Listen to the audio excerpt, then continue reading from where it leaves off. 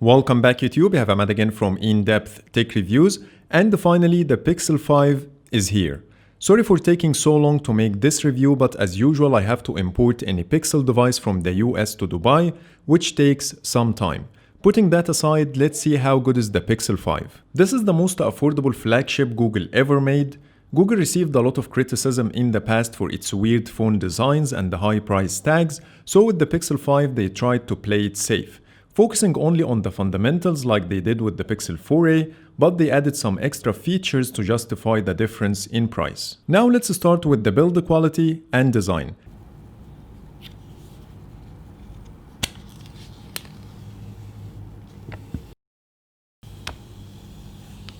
As usual with every new Pixel, you get a totally different material. With the Pixel 5, Google switched from glass back to aluminum with BioResin coating. Technically, BioResin is plastic, so you won't get this cold feel of metal, but it doesn't feel like plastic either. When I compare it to the Pixel 4a, it doesn't have the same smooth feeling the Pixel 4a has. However, there is a texture that you can feel and see as well. This texture gives more grip to the phone with no fingerprints on the back. It also makes it easier to locate the fingerprint sensor because you can feel the difference between the back material and the smooth surface of the sensor, which is the opposite to the Pixel 4a, where both feel exactly the same, so thumbs up for that. Overall, I do like the look and feel of this new texture, but it seems like this material has a problem. Right out of the box, I found this glossy part on the back of my phone, even before touching any surface. It seems like the matte finish will easily rub off over time, and I don't think I'm the only one who's facing this. I saw a video from this stick today talking about the same exact issue I have. Hopefully, this is only impacting small amount of people, but I don't think so. My advice, if you are planning to buy this phone and want to keep it in a good condition, at least use a skin. Now let's talk about the durability. The Pixel 5 has a metal chassis, so you won't get a broken glass if you dropped it, plus it's really hard to bend this phone. So I'm expecting stunning results in Jerry's Rig Everything bend test. When it comes to the buttons, the Pixel 5 buttons are flushed with the body, and they are less prominent compared to the Pixel 4a, which I like. The chrome finish of the power button looks more premium than the plastic finish of the Pixel 4a and 4XL, and they also feel very solid. On the front you get Gorilla Glass 6, which is better than Gorilla Glass 3 of the Pixel 4a and the Gorilla Glass 5 of the Pixel 4. Overall, the Pixel 5 is a very durable phone because of its metal chassis, Gorilla Glass 6 and solid buttons. Now let's talk about the design. The phone feels very comfortable to hold. You can easily reach all corners with one hand. You can swipe down on the fingerprint sensor to see your notifications. It's very slim and lightweight. It only weighs 151 grams, so typing on the Pixel 5 for a long period of time is not a problem. And one of the design tricks Google used this year is the ability to include the wireless charging and the reverse wireless charging features despite the metal body of the Pixel 5. And the solution was very simple. The phone has a cutout in the aluminum body that will clear the way for the wireless charging to work, and then the whole phone is covered with the same BioResin material, so it feels like a unibody without any interruptions. I think other companies no longer have a reason to stick with glass back phones. Now let's talk about the front design. The Pixel 5 uses the same hole punch display we first saw in the Pixel 4a. It has 85.9% screen-to-body ratio, which is the highest across all Pixel models, including the 2020 Pixel 4a and 4a 5G.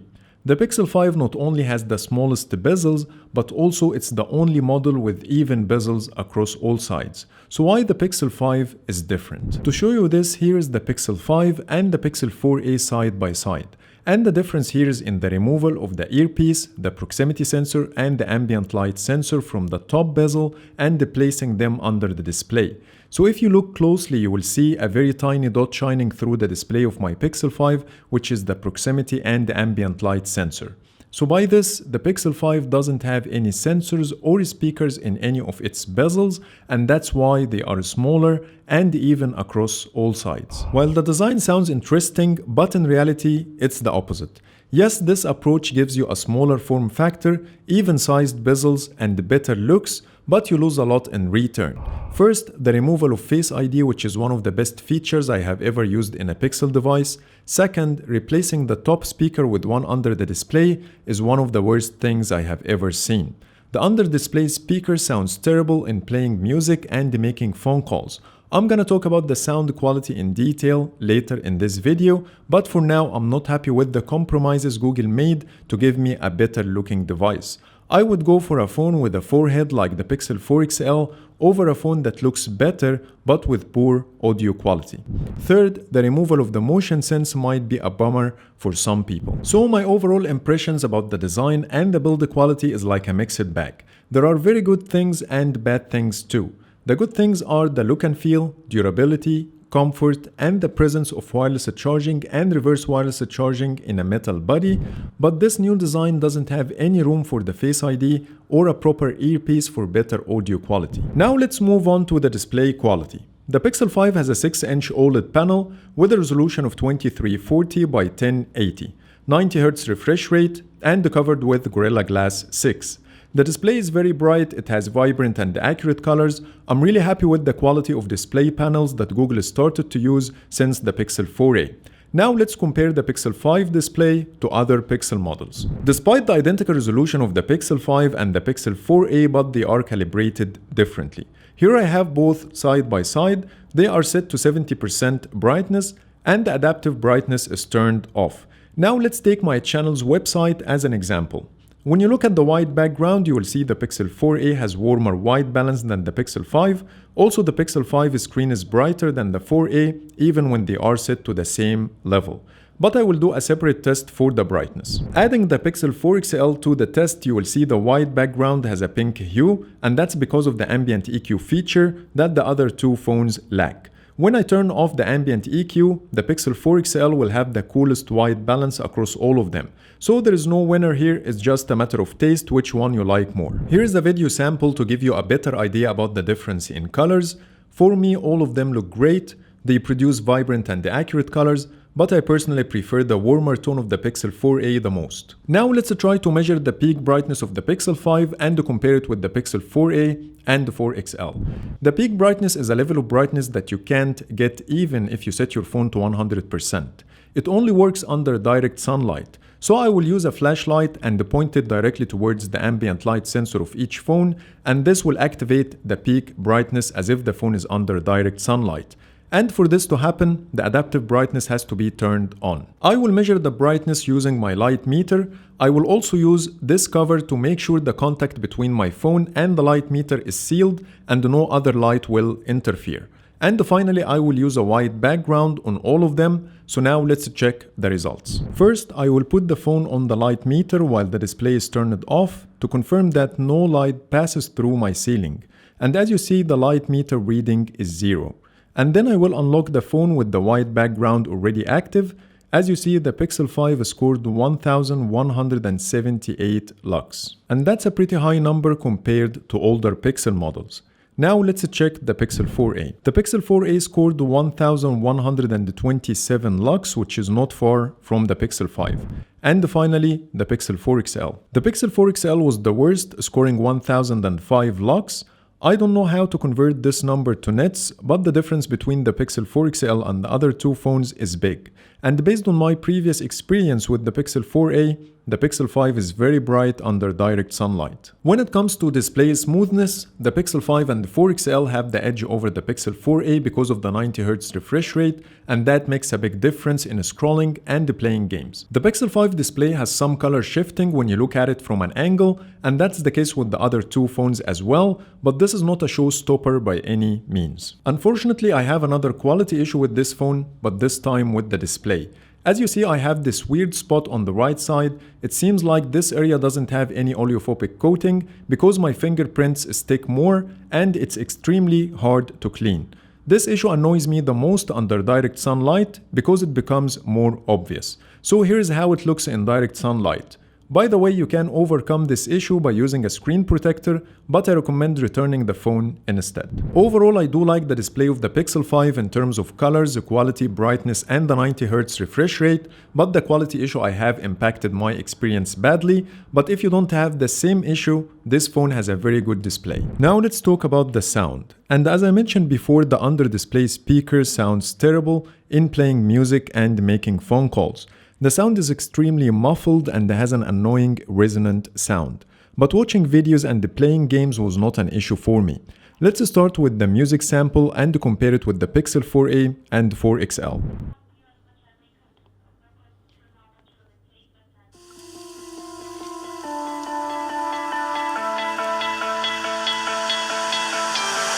You stole my heart of gold after my silver soul. Can you dig any deeper now? I gave you all I own, put you on this golden throne, but I'm a little stronger now.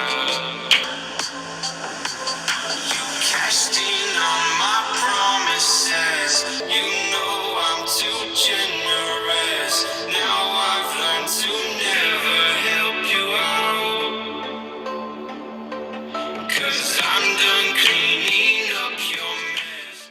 When it comes to loudness, the Pixel 5 speaker is loud, however the sound quality really lags behind. It's even worse than the $350 Pixel 4a. The Pixel 4 XL has the best sound quality with the highest bass, and the Pixel 4a was the second best thanks to the proper earpiece used in both devices. One more thing I noticed when I put the phone upside down, it sounds a lot better because that blocks the under display speaker, which is the reason for the poor sound quality. You might also wonder what about using a screen protector, how this will impact the sound of the Pixel 5. So let's try this experiment. I will use one of my Pixel 4 XL screen protectors because I don't have one for the Pixel 5 yet.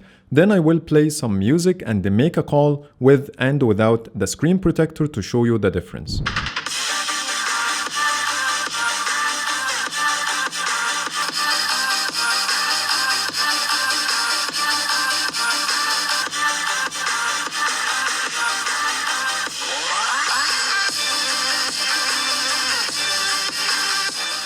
Surprisingly, the sound with the screen protector is better, louder, and heavier as well. I don't have any scientific explanation for this, but if you have any idea why this happened, please let me know in the comments. Finally, let's check the calls. قمنا مؤخرا باستحداث نظام الرد الآلي المرئي الجديد، وهو تجربة فريدة وسهلة مع العديد من الخدمات الذاتية، بالإضافة إلى خيار التحدث إلى موظف خدمة العملاء. للاستمتاع بتجربة النظام الجديد اضغط 1 أو اضغط 2 للمتابعة.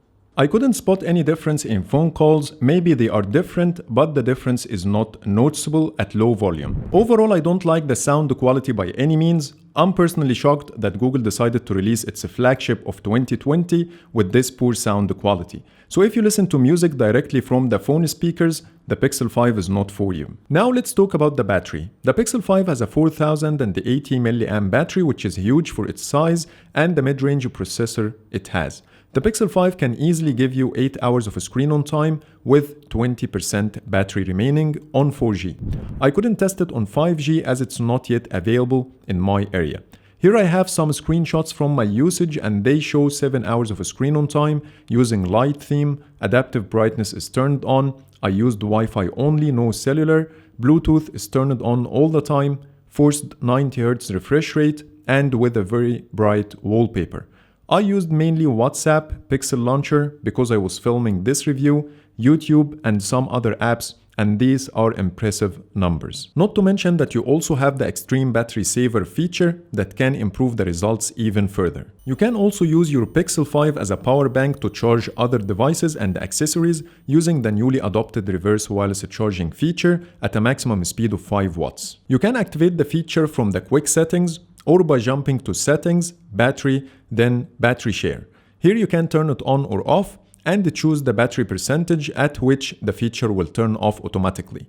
With this battery performance, I think the Pixel 5 is very capable of charging other devices and still last for a full day. The battery share feature has a nice trick that can allow you to use your Pixel 5 as a charging pad. Once you plug the phone to the charger, the battery share feature turns on automatically, so you can place any of your devices on top of the Pixel 5 and charge both with one charger. So in the battery department, the Pixel 5 nailed it in every way, hands down. Now let's talk about the performance. The Pixel 5 has a Snapdragon 765G, 8GB of RAM, and 128GB UFS 2.1 storage. A lot of people were concerned about the performance of the Pixel 5, however after reviewing the Pixel 4a, I knew that the performance of the Pixel 5 will not be an issue. Looking at the benchmark scores alone will disappoint you. For example, in Geekbench 5, the Pixel 5 scores compared to the Pixel 4 XL are very low, and almost the same as the Pixel 4a. Also, the memory read and write speeds are slower than the Pixel 4 XL and slightly higher than the Pixel 4a. So let's see how things will differ in reality. I will do a simple speed and RAM management test between the Pixel 5, the Pixel 4a, and the 4 XL. I will fast forward the speed test to 2x to shorten the video, but if you want to see it in normal speed, set the video to 0.5x in the YouTube video settings.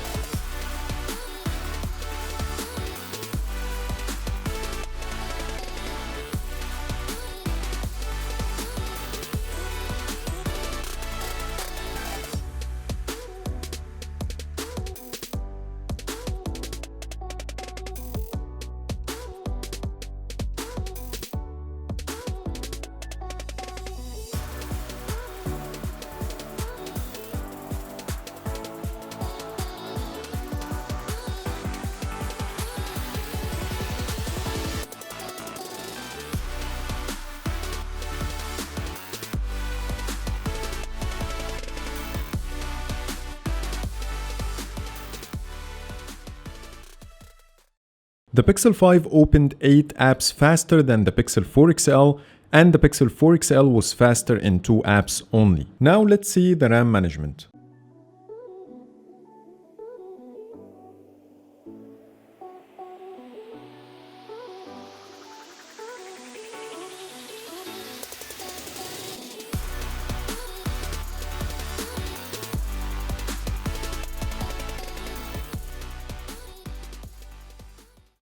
In RAM management, the Pixel 5 managed to keep all 10 apps running, while the Pixel 4 XL managed to keep only 3 apps. Now let's check the Pixel 4a.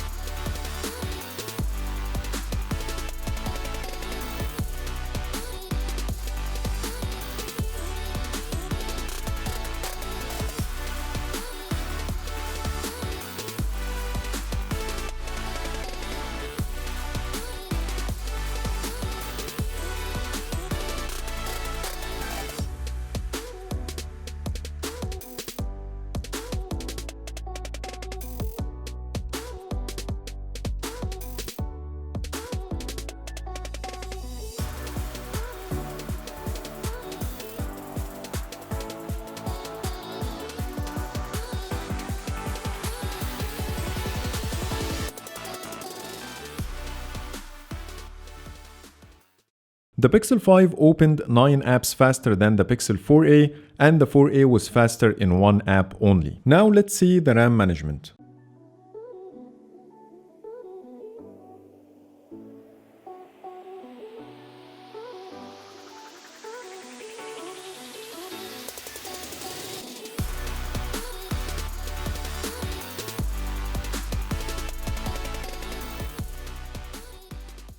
In RAM management, the Pixel 5 managed to keep all 10 apps running, while the Pixel 4a managed to keep only 7 apps. Based on the speed test, the Pixel 5 is not a bad performer by any means. It did better than the Pixel 4 XL regardless the benchmark scores. So when it comes to performance, the Pixel 5 did a great job. Next, the camera. The Pixel 5 has the same main camera sensor used in the Pixel 3, the Pixel 4 and the 4a.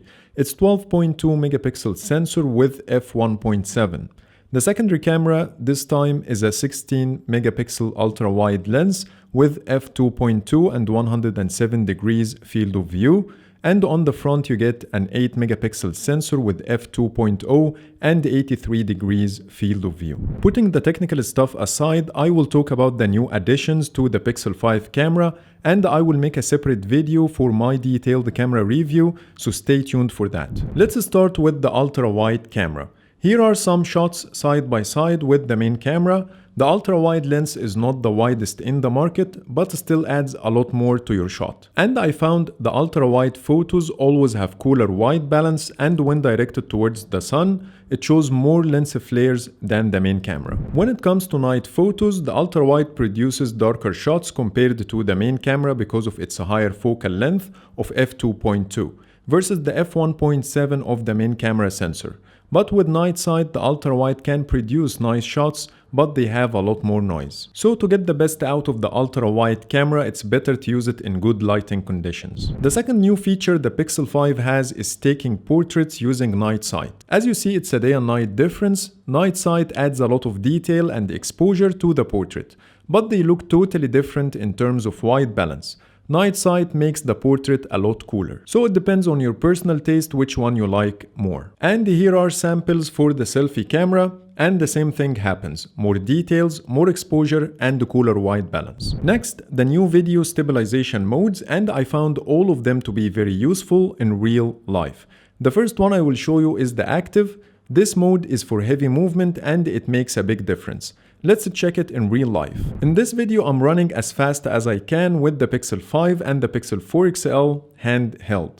As you see, it's a day and night difference. The Pixel 5 is way better, producing a very steady video compared to the Pixel 4 XL that only uses the standard stabilization.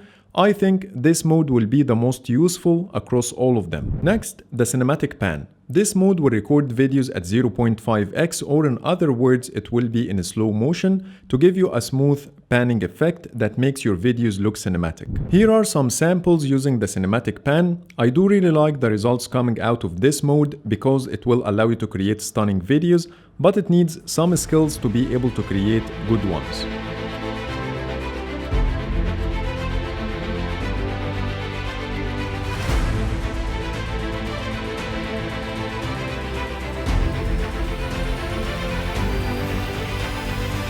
Finally, the locked. This option will work with either 2x or 5x zoom. The point here is to minimize the impact of your hand movements while taking zoomed videos.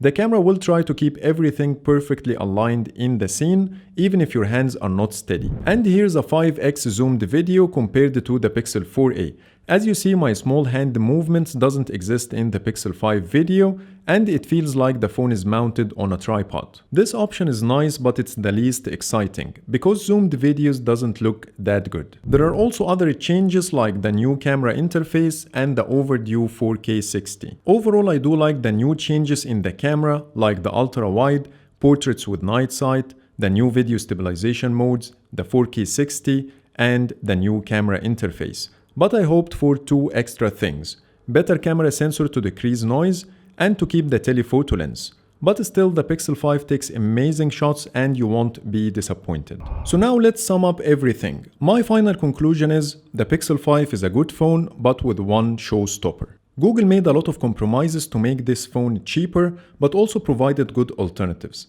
For example, the Face ID has been replaced with the fingerprint, which is fine. The visual core has been removed, but the processor can do the same thing, which is also fine, and so on. But the only compromise that doesn't have a good alternative is the sound quality.